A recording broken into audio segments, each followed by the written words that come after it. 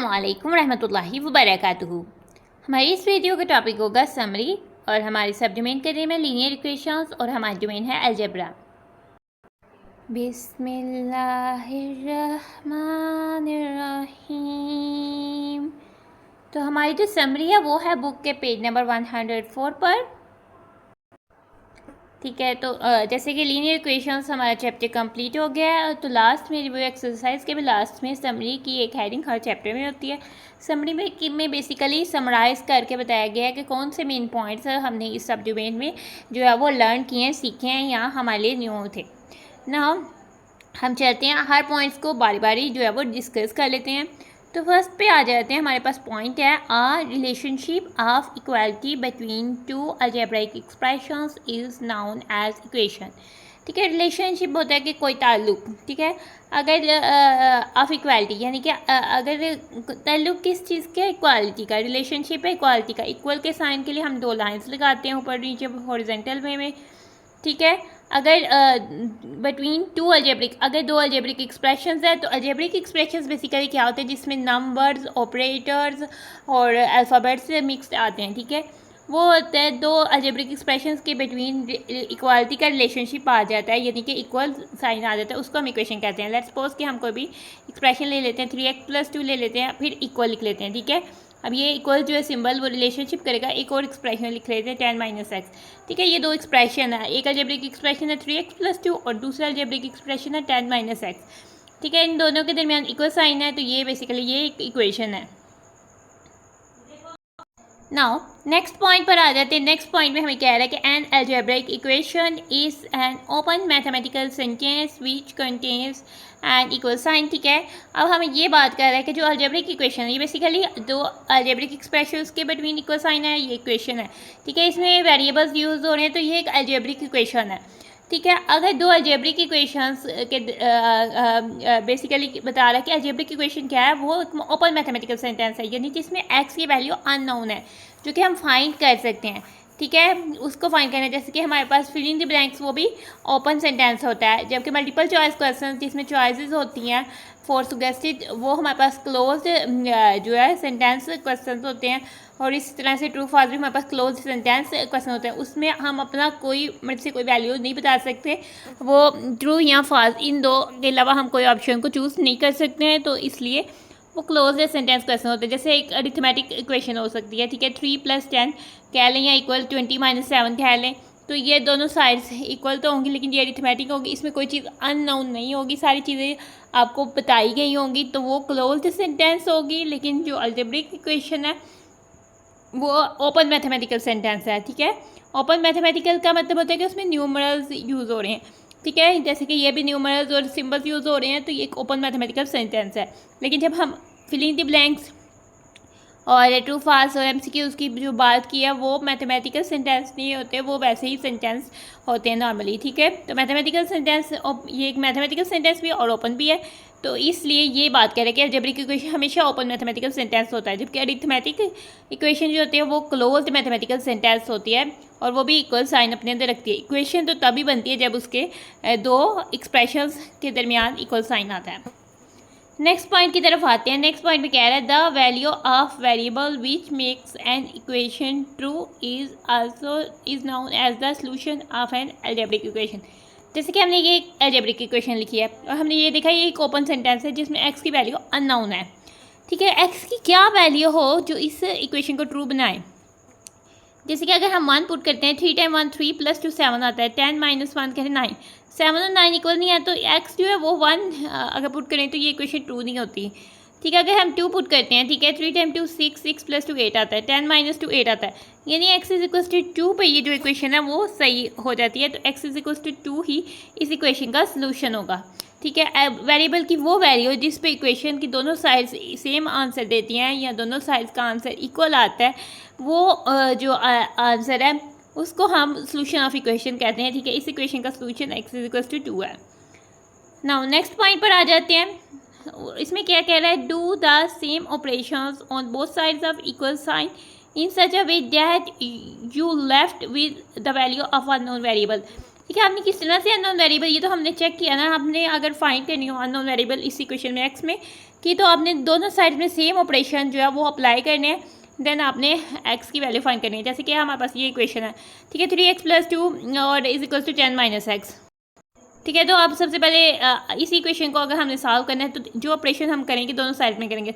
आप सबसे पहले सब्ट्रैक्टिंग 2 भी कर सकते हो, ठीक है, और एडिंग x भी कर सकते हो।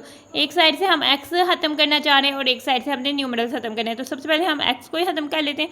तो adding x on both sides कर लेते हैं। ठीक है, आपने x ऐड करना है तो आपने इसमें कह रहा है कि जो ऑपरेशन आप ऐड करना है तो दोनों साइड्स में करना है, यानी 3x + 2 लिख के उसके साथ भी 2 ऐड कर, प्लस x करें तो x ऐड करना है, इक्वल लिख के फिर 10 - x हमने लिख के उसके साथ भी x को ऐड करना है। देखें x दोनों, ताकि हमारी इक्वेशन बैलेंस रहे।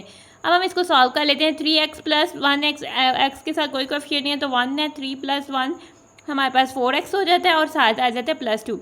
ठीक है, अब अब इक्वल्स की दूसरी साइड पे चल जाते हैं 10। ठीक है, अब -x + x कट जाता है तो 10 बच जाता है, 4x + 2 रह गया। अभी भी हमारा x का आंसर नहीं आया। हमने तब तक इन सच वे तब तक जब तक कि हमारे पास लेफ्ट साइड पे यानी कि सिर्फ एक साइड पे वेरिएबल रह जाए। अभी 4x + 2 है, खाली वेरिएबल तो नहीं ना रहा, इसमें जो कांस्टेंट है उसको ख़त्म कर लेते हैं। अब हमने सब्ट्रैक्ट 2 करना है तो दोनों साइड पे सब्ट्रैक्टिंग 2 करना है।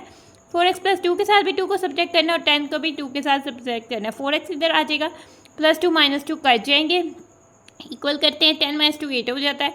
ठीक है, अब हमने क्या करना है, 4x अभी भी x आइसोलेट नहीं हुआ, अकेला x नहीं हुआ। ठीक है, अननोन वेरिएबल जो है वो अकेला नहीं रहा, तो उसके साथ 4 है कोएफिशिएंट, उसको कोएफिशिएंट को ख़त्म करने के लिए हम डिवाइडिंग कर लेते हैं, डिवाइडिंग 4 ऑन बोथ साइड्स। ठीक है, तो 4x/4 हो जाएगा, दूसरी साइड में 8/4 हो जाएगा। 4 × 1 4 होता है, 4 × 1 4 होता है, 1 और 1 1 होता है, 1x जो है वो x हो जाएगा। और 4 × 2 8 होता है, 4 × 1 4 होता है, 2/1 हमारे पास 2 हो जाएगा। तो x = 2 जो है वो इस इक्वेशन का सोल्यूशन हो जाएगा। Last but not the least हम पॉइंट पर आ जाते हैं। ठीक है, इन एन अलजेब्रिक एक्सप्रेशन और equation if a variable showing no power और एक्सपोनेंट। ठीक है, कोई भी अलजेब्रिक एक्सप्रेशन या इक्वेशन है, जैसे कि 3x + 2 ये एक एक्सप्रेशन है अलजेब्रिक, 10 - x ये दूसरा अलजेब्रिक एक्सप्रेशन है, लेकिन दोनों के बिटवीन इक्वल साइन है तो ये एक अलजेब्रिक इक्वेशन है। ठीक है, तो अगर उसके एक्सपोनेंट यानी कि उसमें वेरिएबल कौन सा x है, जस्ट इसके ऊपर कोई पावर या कोई एक्सपोनेंट भी पावर में आ जाता है, कोई नहीं लिखा हुआ, it means the variable contains the exponent of are power 1। इसका मतलब है कि अगर इसके ऊपर कोई पावर नहीं लिखी हुई तो इसका मतलब है कि इसकी पावर कह रहा है कि 1 है। ठीक है, इसकी पावर 1 है, इधर भी दी लिखी हुई तो इसकी पावर बेसिकली 1 है। ठीक है, 1 पावर हो वो हम नहीं लिखते। ठीक है, x 1 टाइम्स हो रहा है, ठीक है, तो ये बात कर रहा है। और अगर जो अलजेब्रिक एक्सप्रेशन इक्वेशन है, ठीक है, उसके वेरिएबल में कोई पावर या एक्सपोनेंट नहीं लिखा हुआ तो उसका मतलब है कि उसकी पावर 1 है और वो इक्वेशन या एक्सप्रेशन जो है वो लीनियर एक्सप्रेशन या फिर लीनियर इक्वेशन है। जैसे कि हम ये देख लें तो ये एक बेसिकली लीनियर इक्वेशन है। अगर हम खाली 3x + 2 को लेते हैं तो ये एक लीनियर एक्सप्रेशन है, और 10 - x को लेते हैं तो ये भी एक लीनियर एक्सप्रेशन है। ठीक है, लीनियर एक्सप्रेशन या लीनियर एक्सप्रेशन भी अलजेब्रिक एक्सप्रेशन होता है। ठीक है, आप इस तरह से कह सकते हो कि सब लीनियर एक्सप्रेशंस अलजेब्रिक एक्सप्रेशंस होते हैं, लेकिन ज़रूरी नहीं कि सब अलजेब्रिक एक्सप्रेशंस लीनियर एक्सप्रेशंस हो, क्योंकि पावर अगर 2 आ जाए वो अलजेब्रिक एक्सप्रेशंस तो होगा लेकिन लीनियर एक्सप्रेशन नहीं होगा। इस तरह से आप ये भी कह सकते हो कि सब लीनियर इक्वेशंस अलजेब्रिक इक्वेशंस होती हैं, लेकिन सब अलजेब्रिक इक्वेशंस लीनियर इक्वेशंस नहीं होती हैं। ठीक है, तो हमारी समरी यहाँ पर आकर ख़त्म हो जाती है।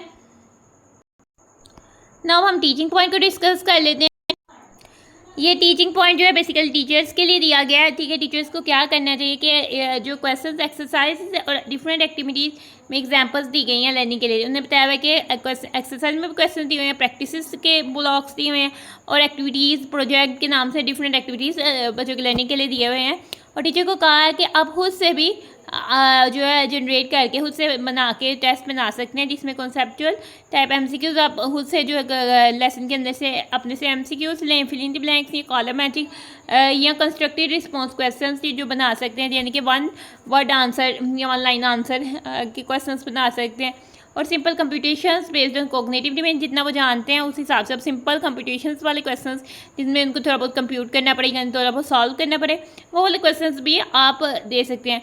ठीक है। आपने अपना जो टेस्ट बनाना है उसमें इस तरह से करना है कि 40% जो है बच्चे वो मतलब कि आपका टेस्ट में ऐसी आइटम्स हो 40% जितना वो जानते हैं, यानी कि जितना उन्होंने लर्न किया हुआ है 40% उससे, और 40% वो खुद अप्लाई करें, ठीक है, जो उन्होंने सीखा हुआ कि किस तरह से अप्लाई करना है।